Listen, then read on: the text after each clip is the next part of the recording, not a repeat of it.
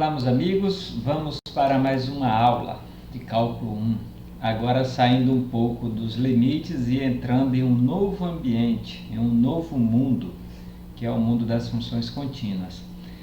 Ressaltando que nossas aulas estão sendo através da videoconferência e esse material ele vem apenas como um suporte para fazer alguns ajustes no que a gente não está conseguindo na nossa aula remota, ok?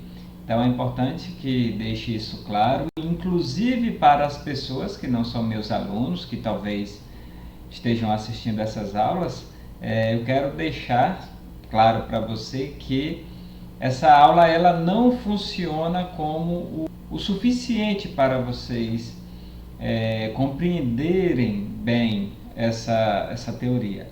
Entretanto, ela vem como suporte para fazer os ajustes, para ajudá-lo nesse período, tá bom? Então é isso. Vamos ao trabalho.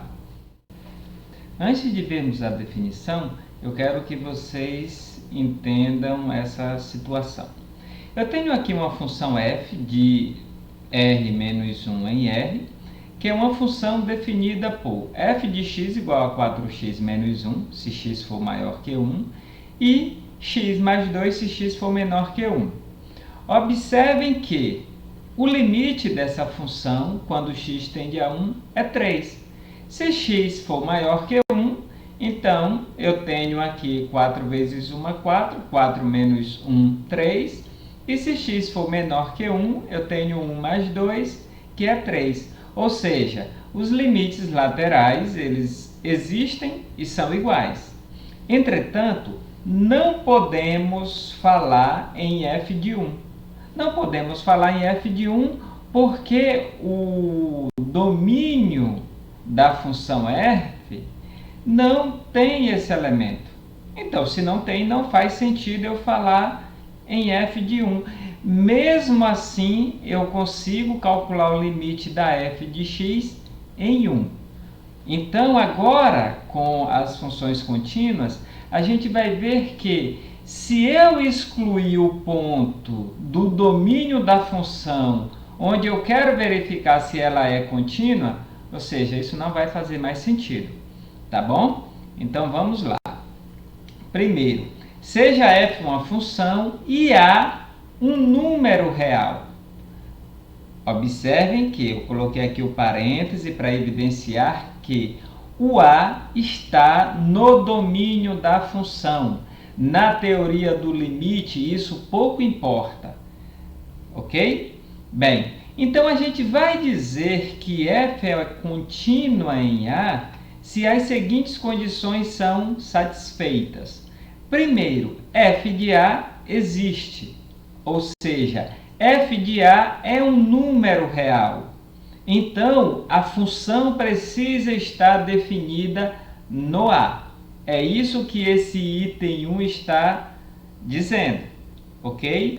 O item 2 é o limite da f de x, quando x tende a a, deve existir.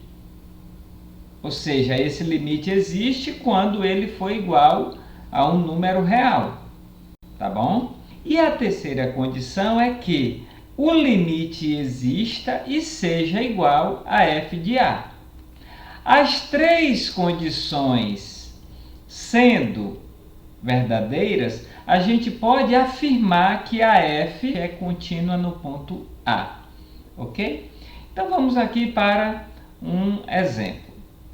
Seja f uma função de r em r, definida por f de x é igual a x ao quadrado menos 1 sobre x menos 1, se x for diferente de 1. E a f de x é igual a 2, se x é igual a 1. Ok? Então, o que é que a gente precisa fazer para saber se essa função f é contínua em 1? Primeiro, a gente precisa verificar se o f de 1 existe. Observem que o f de 1... Bom, quem é o f de 1? Eu estou dizendo que o x vale 1. Quando eu olho aqui para a função f, se x é igual a 1, é porque a f é igual a 2. Então, a f de 1 é igual a 2 e o item 1 está ok. Ele existe, já que deu 2 e 2 é um número real, tá bom? Agora, eu quero verificar se o limite da f, quando x tende a 1, se esse limite existe. Agora, a gente sabe que se x tende a 1, é porque x é diferente de 1.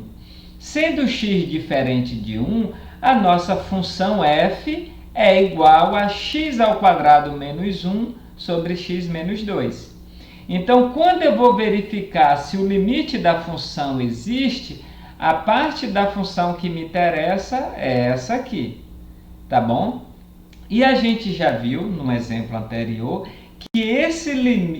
que o limite da f de x, onde x é x² menos 1 sobre x menos 1, quando x tende a 1, esse limite é 2, tá bom? Então, o limite dessa função vale 2. Se você não lembra, volte aí nas aulas que você vai encontrar esse exemplo feito.